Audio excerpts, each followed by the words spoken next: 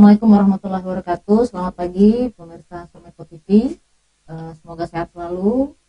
Pagi ini kita masuk ke program podcast rutin Sumeko TV dengan tema cerdas memilih di pemilu 2004. Kali ini berbahagia sekali Sumeko TV mendapatkan dua narasumber yang memang berkaitan dengan tema dari podcast kita ini. Tidak perlu berpanjang lebar, kami perkenalkan di tengah ini Ketua KPU Kota Palembang, Bapak Sawaludin Esa. Apa kabar, Pak? Alhamdulillah. Kemudian di sebelahnya lagi itu Ketua AMSI Sumsel, Bung Sidratul Muntaha. Baik, alhamdulillah. Sedikit pengantar, podcast ini memang selalu rutin kita gelar, menyikapi dinamika yang sekarang ini sudah semakin tinggi. Walaupun nanti Pilpres di 2024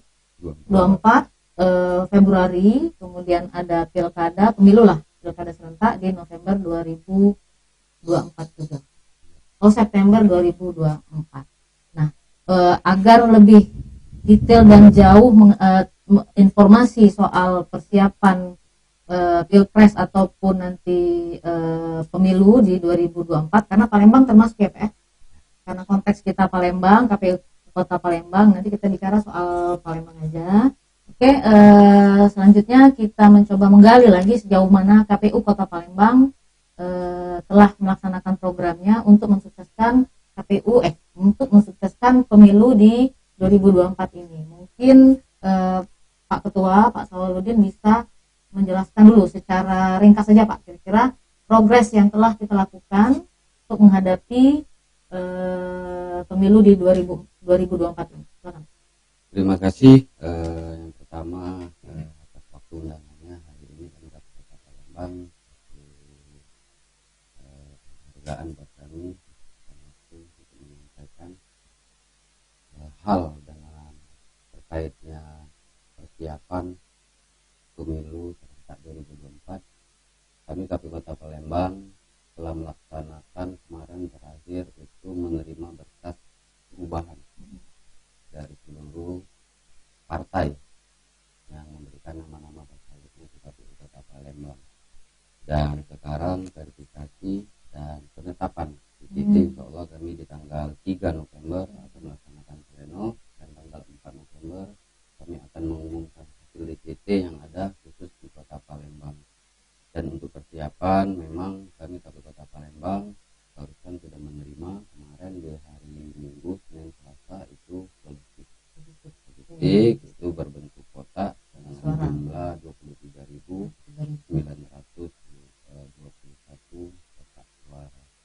Ini memang tahapan-tahapan ini kalau kita hitung waktu tinggal menunggu hari H, karena di tanggal 4 setelah penetapan DPT di Kota Palembang, maka di tanggal 28 November kita akan melaksanakan kampanye pertama.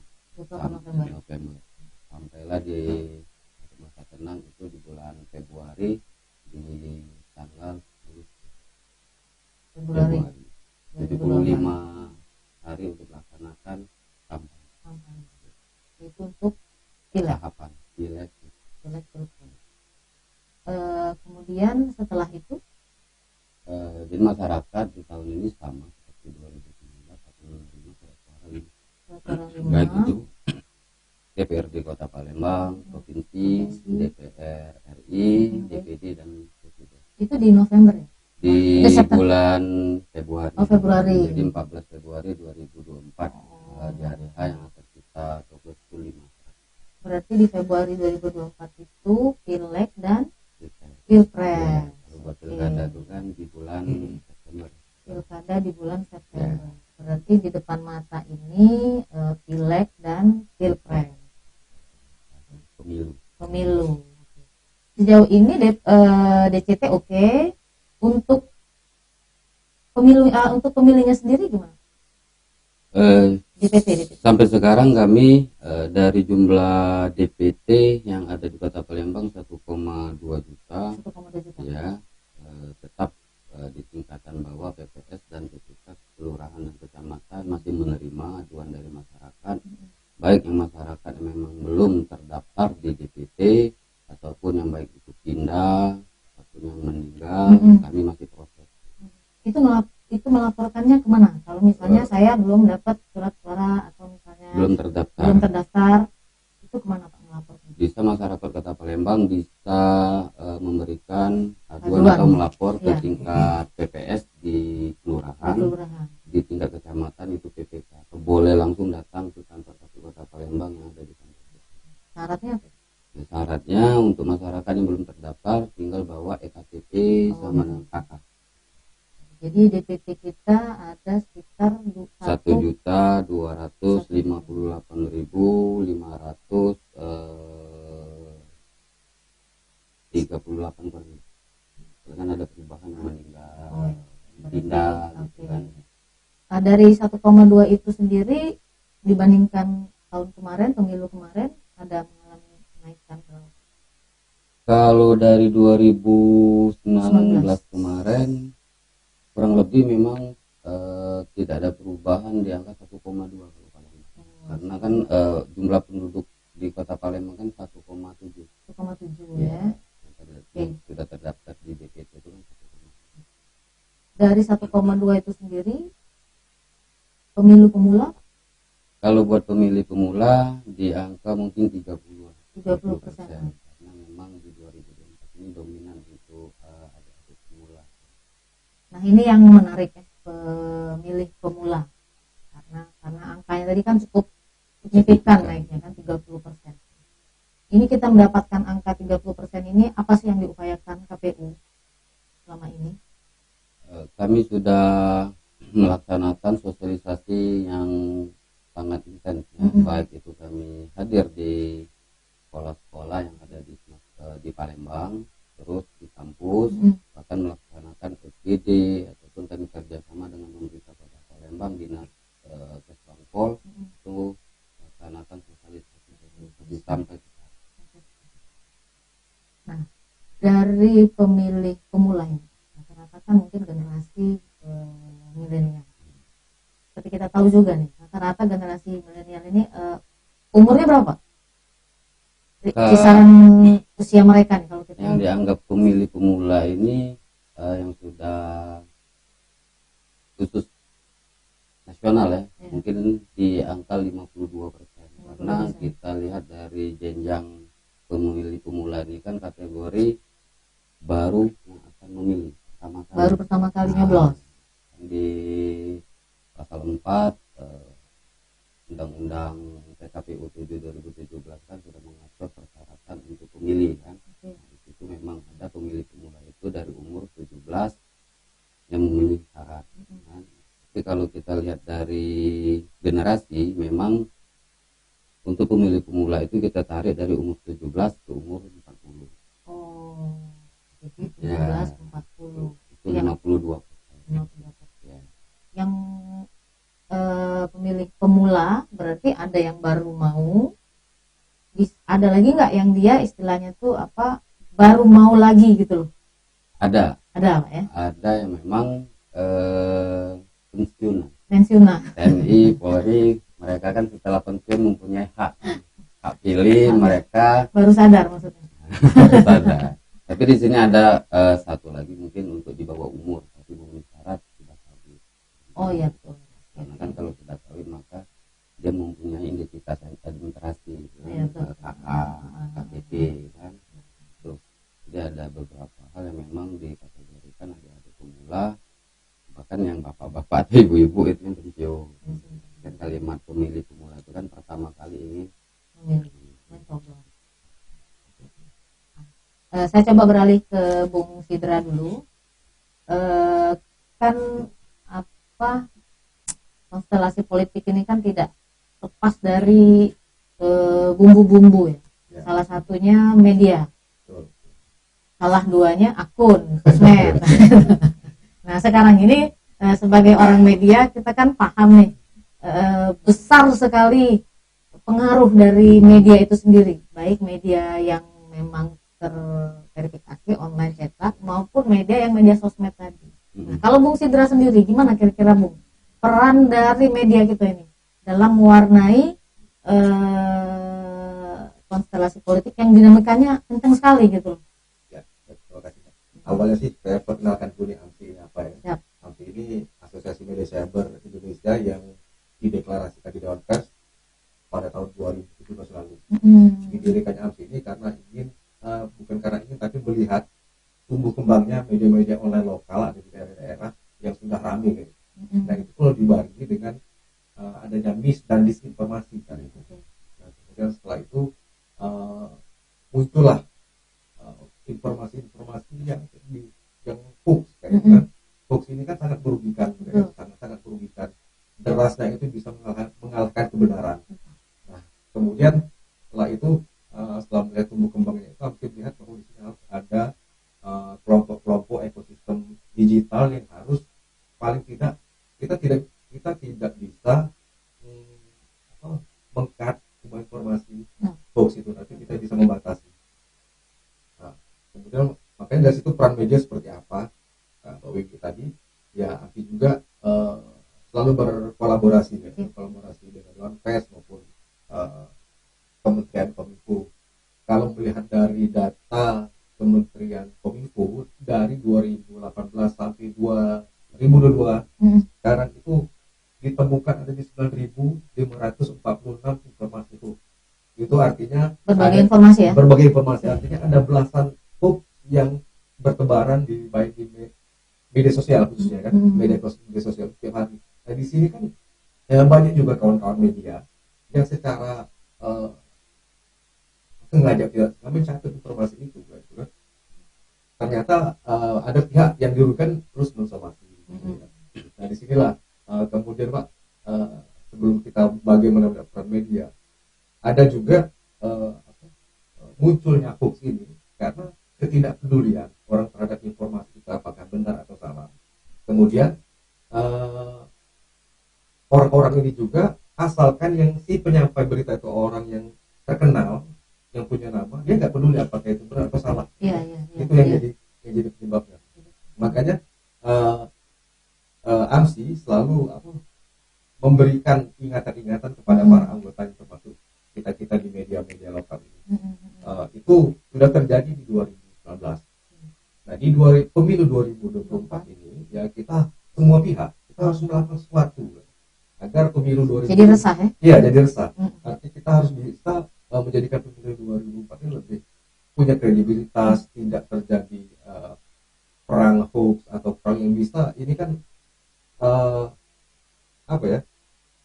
hoax ini kan yang paling dominan itu semua informasi dan artikel tentang politik itu sangat-sangat dominan. Jadi disitulah mengapa polarisasi dari persaingan politik ini sangat tinggi, itu yang dimanfaatkan oleh para orang-orang untuk menyebarkan informasi itu sih pengantarnya. Oke, kalau habis itu setelah itu kan kita paham tadi yang tadi disampaikan oleh Bung Sidra ini ada semacam fenomena mencatut dari akun yang katakanlah akun perorangan terus diproduksi lagi.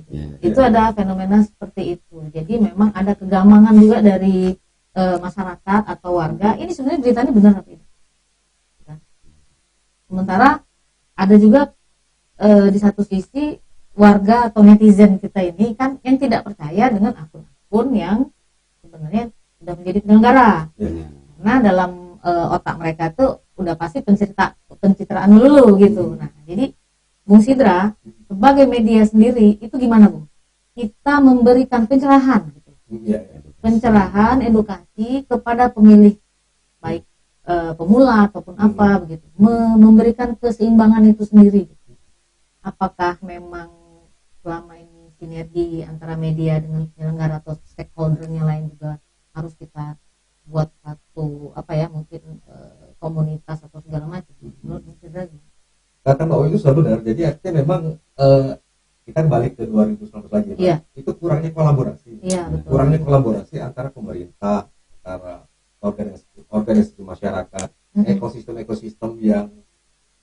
yang peduli digital. Artinya di sini ada pemilih pemula, kan mereka kan konsen di digital untuk lebih bagaimana sih mencari trik agar di 2024 ini kita bisa bukan terhindar, jangan bahkan terhindar, tapi mengurangi. Betul, kalau terhindar tidak mungkin kita nggak bisa menghindari. Mengurangi intensitas penyebaran hoax ini. Itu dulu, karena ya memang selain kurang kolaborasi, ya AMSI juga menawarkan di sini ada program Cek Fakta. Cek Fakta ini kan dia bisa bersama Google, kita bersama Google ada tools, ada alat-alat yang bisa mengedukasi selain kawan-kawan jurnalis di media, kemudian ada masyarakat yang peduli dengan hoax ini sendiri. Masyarakat peduli informasi itu, Pak. Kalau dari KPU Kota sendiri, Pak, jauh ini gimana sinerginya dengan media? Kalau sekarang kami dengan media, alhamdulillah ya, mungkin ya, komunikasi. Maka setiap kegiatan rekan-rekan dari media pasti bukan keterwakilan lagi, bahkan mereka sudah hadir. Mungkin mereka juga sudah mempunyai jadwal tahapan. Jika kantor KPU Rami ada agenda tahapan acara, pasti rekan-rekan media. Dan saya juga selaku ketua KPU Kota Palembang membuka ruang untuk rekan-rekan media untuk meliput. Karena dengan rekan-rekan media inilah untuk memberikan atau menyampaikan kegiatan-kegiatan KPU ke masyarakat. Jangan sampai masyarakat ini tahapannya kapan. Dan kami juga gencar KPU Kota Palembang memberikan informasi itu di website KPU Kota Palembang, di IG, di Facebook, bahkan ya media-media yang adik-adik yang memang terjaring dalam didikan KPU Kota Palembang. Kami ada kerjasama untuk menyebarkan tahapan-tahapan, baik itu tanggal, tahapan langkah awal, tahapan yang sudah dilaksanakan, itu kami selalu kan sekarang juga kami masih mensosialisasikan sampai ke hari H. Itu tadi menarik disampaikan oleh Bung Sidra tadi ya. Kadang-kadang kan mungkin bukan terkait sama hoax. Sekarang ini kan hari ini mungkin salah satu kandidat lagi daftar ya kalau tidak salah ya. Hari ini pagi ini. Nah, artinya perang buzzer itu tidak bisa kita hindarkan. Sementara berdasarkan survei sendiri, orang Indonesia ini rata-rata main HP ini sehari dia 20 jam main HP, ya kan? Artinya memang informasi yang paling cepat didapat itu melalui media online, HP, sosmed. Biasanya udah deket-deket tadi kan banyak sekali nih informasi yang bertebaran. Media pun tidak akan bisa memberikan, masih kurang juga loh, gitu ya. Dari KPU sendiri ada nggak gitu kiat-kiat supaya pemilih pemula yang 30% tadi ini cerdas gitu, dan tidak terpancing. Kadang-kadang pemilih pemula ini kan terpancing nih. Karena itu tadi habits main HP tadi 20 jam sehari. Kalau dari KPU Kota sendiri 30% dari 1,2 kan sekitar 300.000. Kiat-kiat dari kita.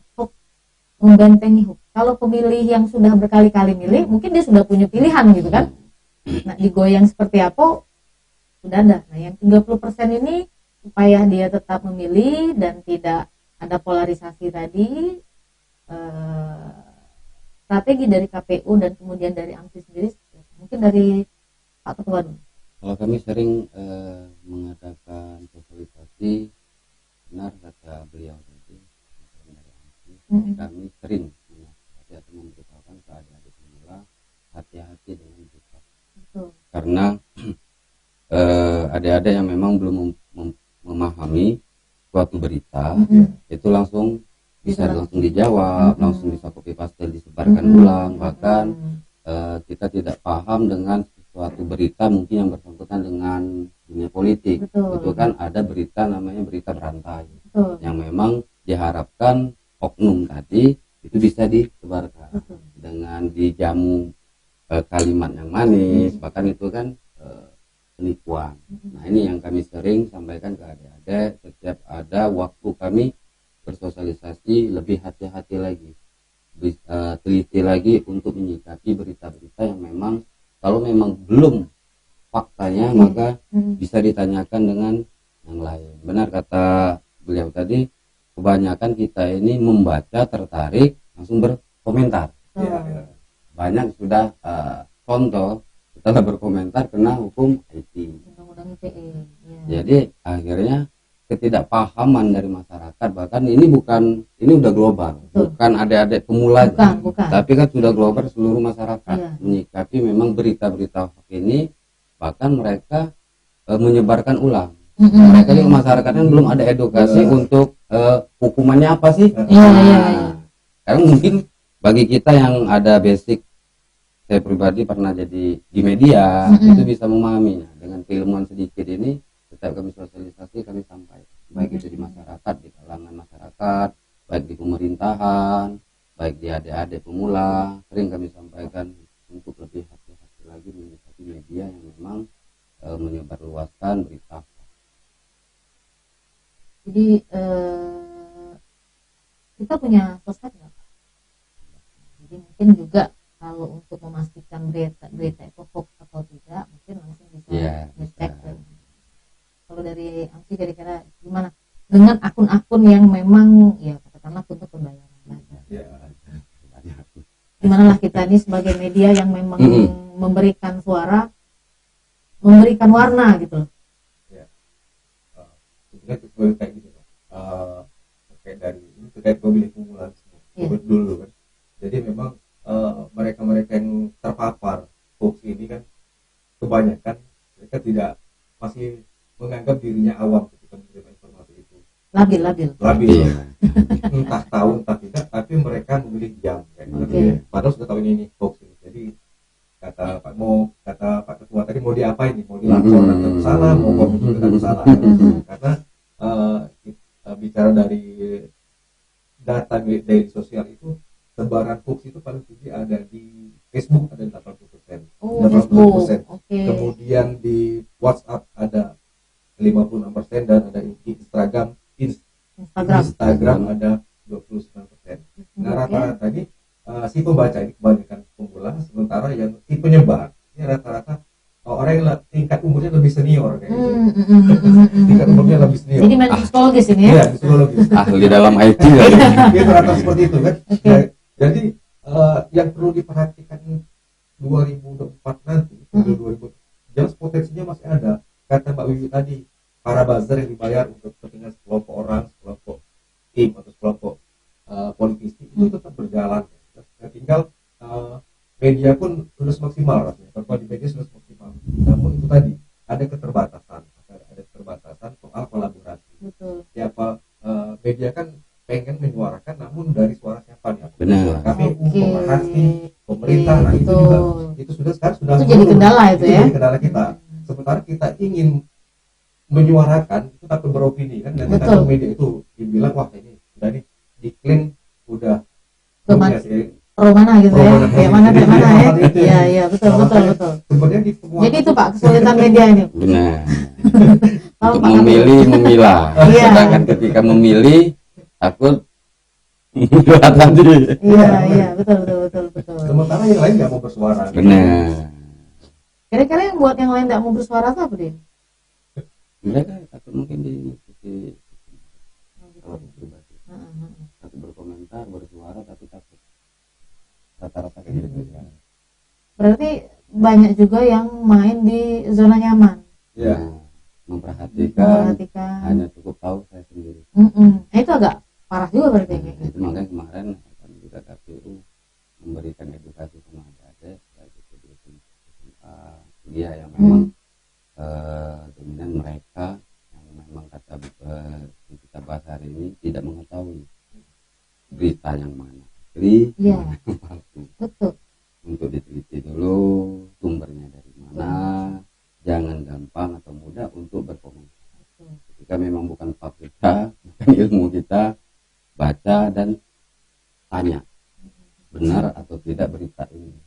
Dan sampai langsung dikomentari, disebari, itu sudah banyak dari teman-teman kita yang memang tersangka hukum gara-gara yang mungkin copy paste, berkomentar, yang bahkan itu bukan dari buzzer, bahkan pribadi dikomentari sendiri aja.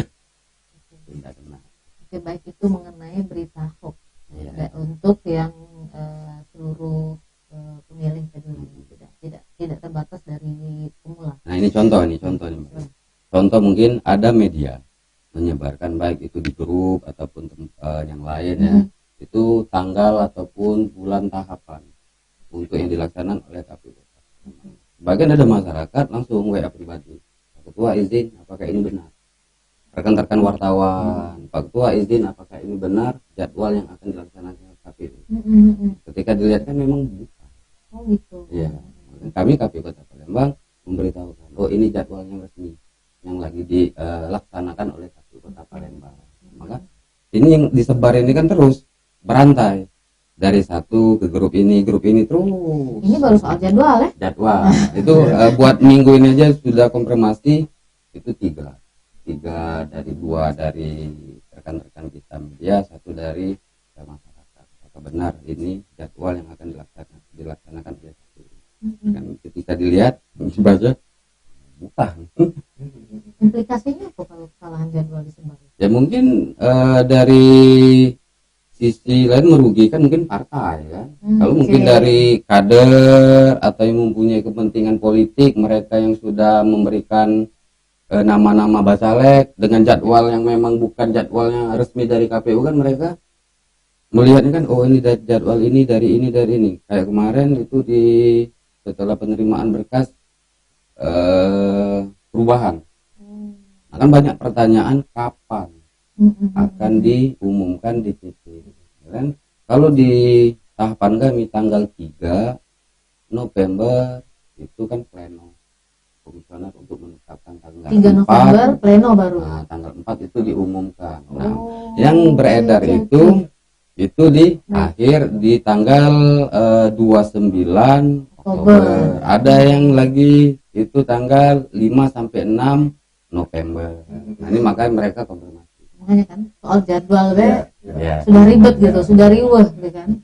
Belum yang memang menganjurkan untuk memilih. Ya, melakukan pencitraan atau segala macam, berarti kompleks sekali tugasnya Pak ya.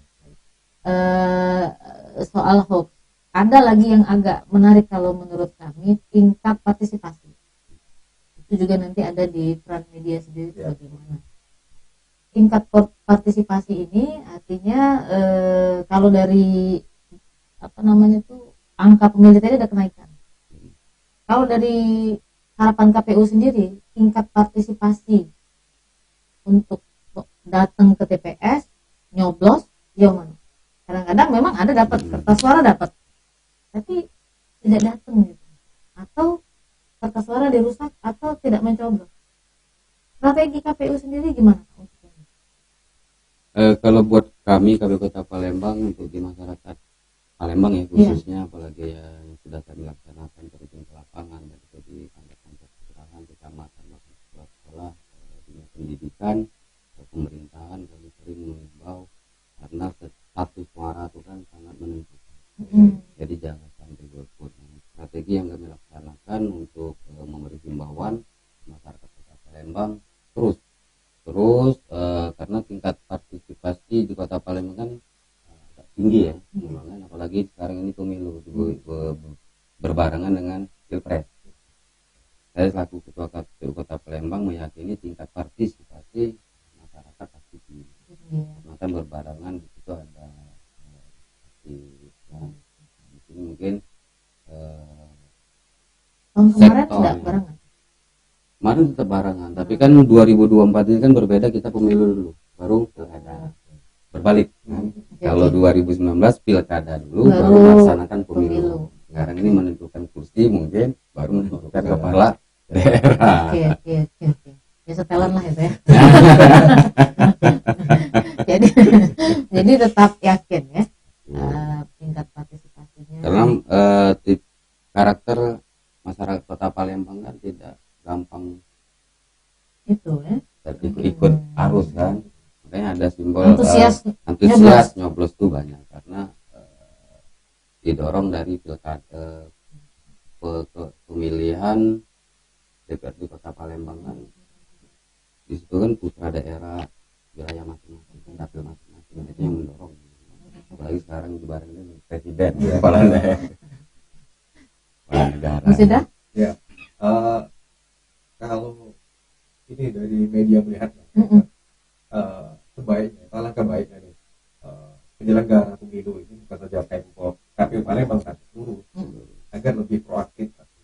Proaktifnya gini, ketika tiap penyelenggara kota, kabupaten kota maupun sudah memiliki medsos, artinya ketika ada hal-hal yang bisa membuat masyarakat gaduh, misalkan soal tadi jadwal, apalagi semalam kan masih siru-siru munculnya apa informasi yang surat keterangan kesehatan dari para calon presiden ini sudah beredar. Nah, penyelenggara langsung mengklarifikasi media sosial. Kawan-kawan media ini kan kadang-kadang ingin mengkonfirmasi ke komisionernya, namun terkendala terhadap pekerjaan atau hal lain. Tapi mereka kawan-kawan mendetek dari medsosnya, oh ternyata ini benar valid atau ini ternyata bukan. Jadi bisa langsung dikasih lewat medsosnya itu. Karena gini Pak, jadi yang pemilik akun-akun atau admin dari akun-akun yang ada di media sosial berbagai platform ini rata-rata anak muda. Benar. Mereka langsung comot blas.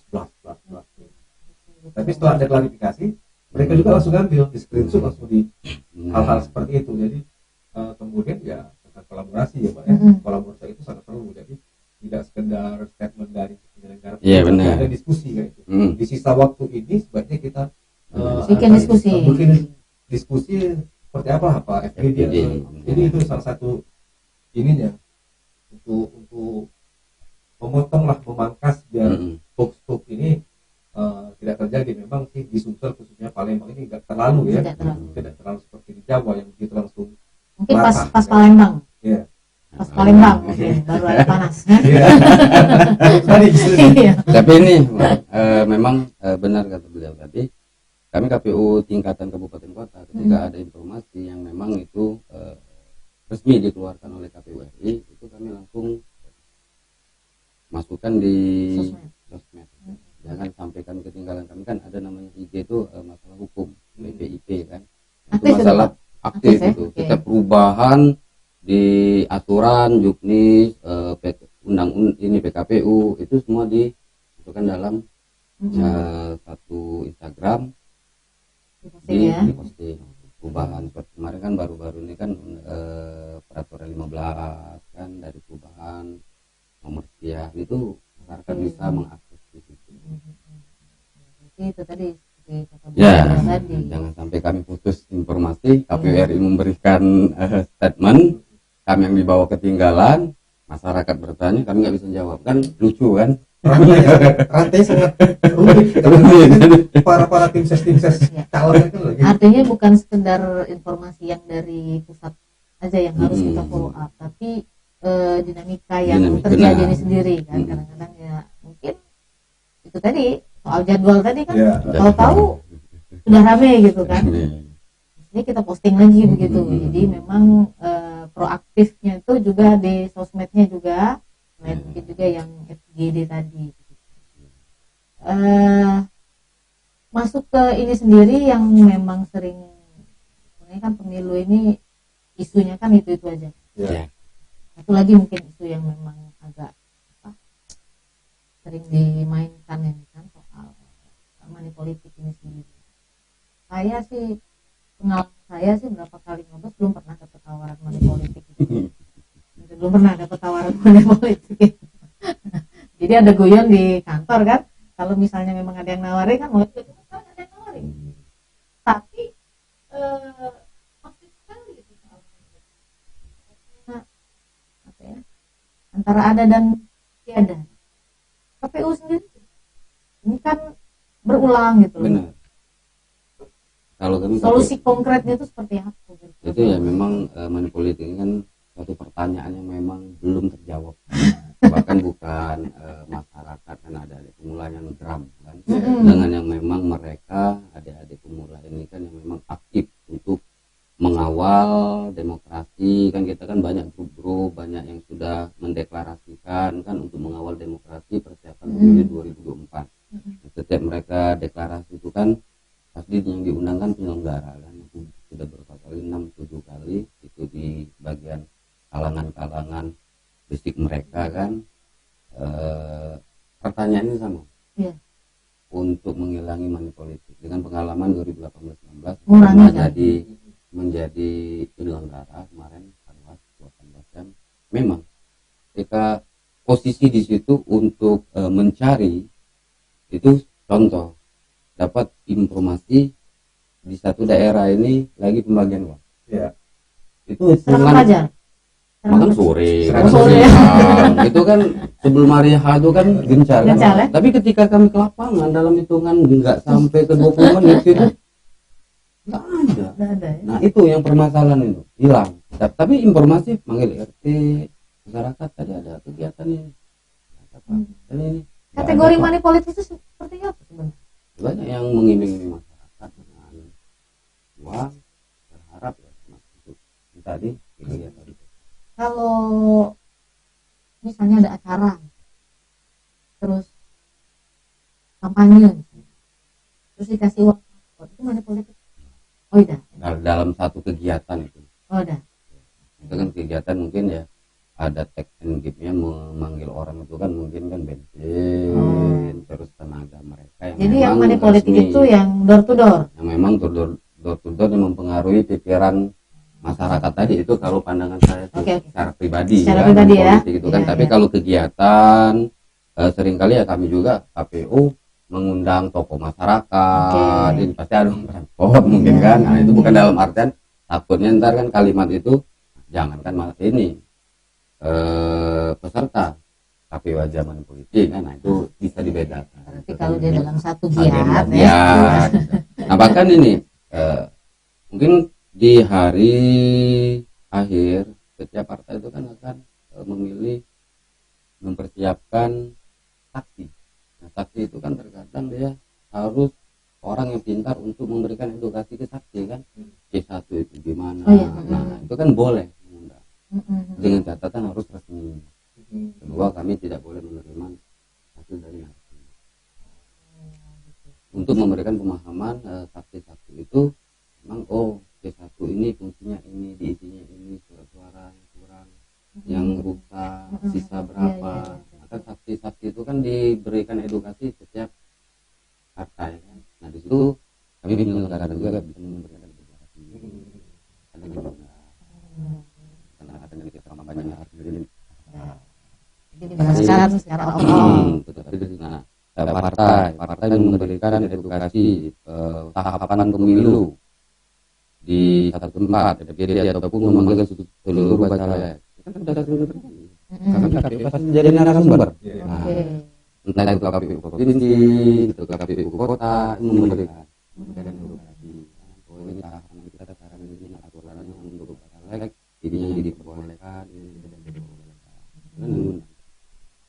Sudah ada komentar. Politik ini masih ke depan jadi ibarat malaikat Allah.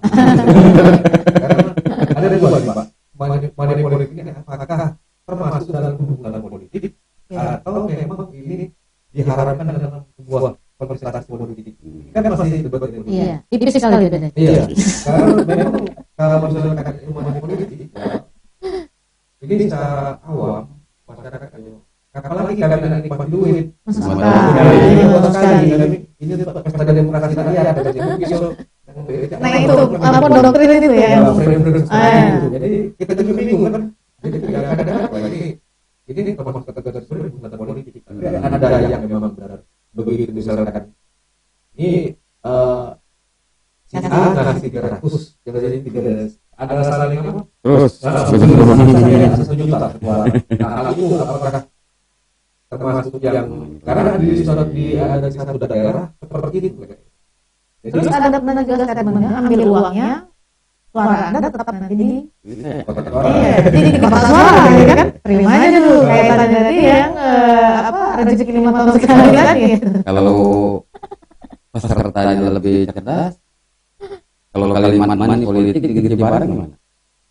Apakah kalimat money politik? Nah itu seperti itu. Kalau ini nominal ini masih uang juga. Itu money politik. Nah itu makanya katanya apakah itu money politik? Jadi sudah. Ya kalau saya melihatnya itu lebih ke kebutuhan politik. Kalau kebutuhan berarti semi legal. Persoalannya apakah nanti si calon yang memiliki banyak uang itu otomatis bisa mendapat suara. Sementara yang akan ada satu calon kan saya apa adanya itu juga belum tentu.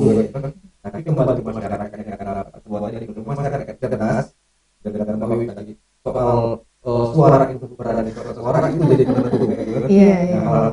Jadi biar karena selama ini mungkin saya nggak ikuti informasi, belum ada kasus money politik yang ditangani seperti itu. Malah sudah dari zaman dulu. Ini jadi sulit membuktikan karena kebutuhan politik. Apalagi baru dengan kegiatan. Iya. Makanya pertanyaan tadi, money politik kan uang, money kan politik. Kalau di negeri gimana? Apakah termasuk money politik? Dengan nominal yang sama.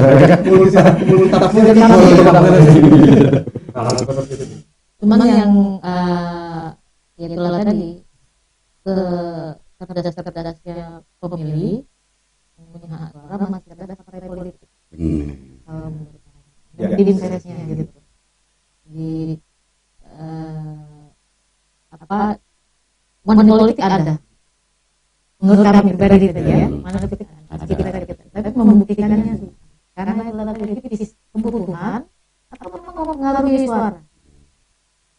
Sebenarnya yang diinginkan ini kepada stakeholder balik lagi bagaimana pemilih itu dipilih suara tadi. Kadang-kadang kita menggaungkan gantung hati nurani misalnya. Nah, orang tidak mungkin. Nah, jadi tahunan lagi. Tidak bisa dibuktikan juga itu. Itu salah.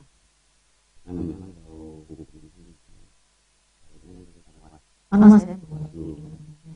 Jadi kalau kami secara teknis ada administrasi kan. Tapi kalau di dunia hal itu ya mungkin benar kan tadi masih perdebatan. Iya, jadi itu diskusi kita diskusi luar segala macam ya. Soal money politik membosankan tapi tak pernah ada jawab. Dan itu mungkin 5 tahun depan akan ada lagi money politik. Terus kecuali misalnya ada nggak korelasinya dengan kecerdasan tingkat kecerdasan dan kesadaran masyarakat? Karena kan money politik selalu dianalogikan dengan kebutuhan perut Jangan sampai kalau nggak salah saya pernah baca itu rata-rata pemilih di Indonesia ini tingkat ekonominya menengah ke bawah. Jadi sasaran. Kalau menang kan berarti tidak. Komentar Pak? Kalau kami tetap memberikan edukasi ke masyarakat, pintar-pintar untuk memilih yang dipilih. Ya, jangan sampai 5 tahun itu terkorek. Jadi pertanyaan kemarin mahasiswa satu. Karena sudah melihat visi-misinya. Tapi ketika sudah deklarasi visi-misinya yang kami anggap itu benar, tadi kumula. Itu setelah dipilih apa yang visi-misi niat yang diajukan tadi benar. Apa yang harus kami lakukan? Itu sudah hukum 5 tahun berjalan. Tapi jawab gitu. Mau tidak mau setelah dipilih yang pastinya ada pemuda setelah melihat menilai karakter, profil, bahasa paling mungkin proyekannya mana dianggap ini bagus. Coblos ketika yang diharapkan tadi janji-janjinya itu melenceng, itu sudah terlalu pribadi. Itu untuk dilihat itu kan tidak mungkin kalau yang ada dulu berpikir dia menerima janji ini ada SK. Jadi bisa diukur 5 tahun depan. Itu pasti jawab dari itu ada yang memang tahu kan. Di sisi lain ada pertanyaan. Bagaimana memilih yang keras, bagaimana untuk mempersiapkan 5 tahun ke depan untuk memimpin. Berarti antusias mereka. Wah, aku setiap bulan itu mungkin 2-3 kali narasumber ada dari baik itu mahasiswa, perkumpulan, ada demokrasi, bahkan mereka pada kemarin 2 kali dalam minggu itu yang pengamat ada pengamat demokrasi minta audiensi sekedar untuk ngobrol tadi kan berdiskusi gitu kan. Nah ini ruang ini di periode saya jangan sampai mereka tertutup untuk informasi lagi. Oke, baik Pak. Kemudian misalnya topik soal apa pemilu ini kan legislatif. 2 cangkir kopi tidak selesai. Namun karena keterbatasan waktu diskusi ini, podcast ini kita akhiri dulu. Mungkin dari Pak Ketua KPU sama Bung Fidra ada sedikit, saya tidak menyimpulkan, tapi mungkin dari Pak Ketua KPU Palembang dan Bung Fidra bisa memberikan sedikit statement terakhir lah, gitu, kira-kira seperti apa menghadapi pemilu di depan mata. Silakan Pak.